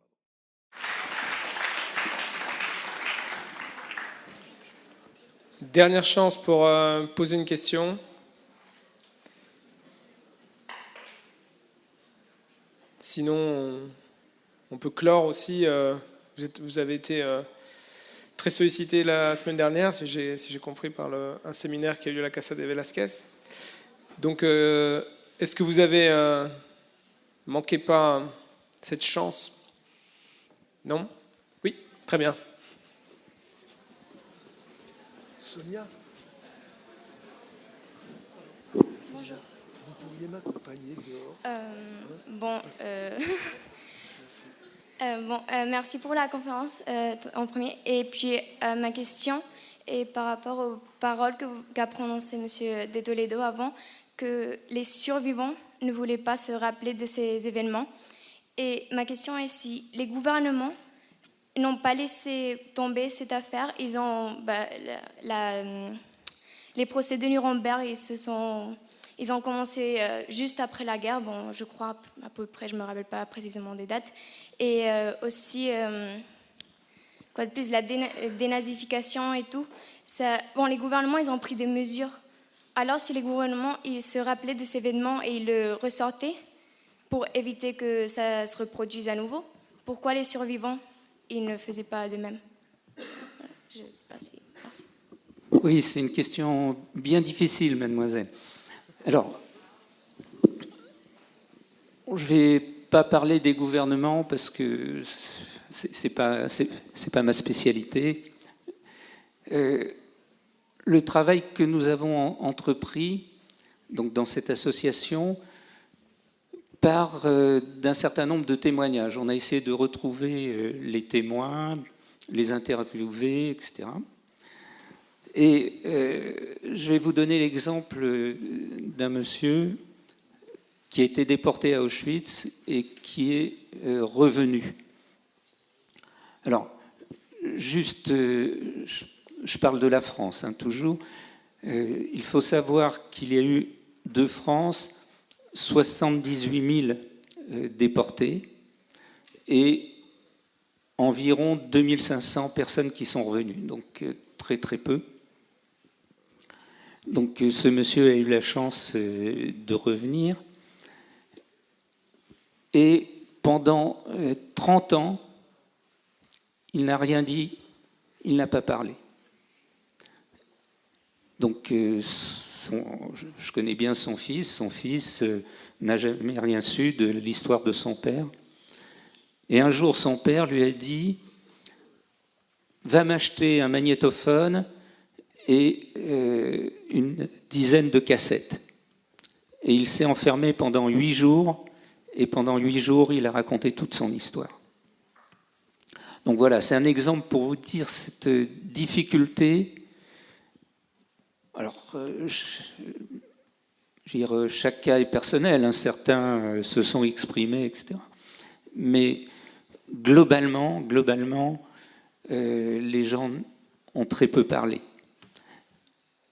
Et c'est la même chose, assez curieusement. J'ai parlé de Bernardo Roland, donc là aussi on a rencontré son fils Guillermo Roland. Et il me dit, non, mon père ne m'a jamais raconté cette histoire, il ne m'a jamais raconté tout ce qu'il a fait pendant la guerre, combien de gens il a sauvés, etc. Tout ça est resté enfui. Et c'est aujourd'hui difficilement que l'on commence à ressortir ces choses-là. Voilà, j'espère avoir répondu à votre question.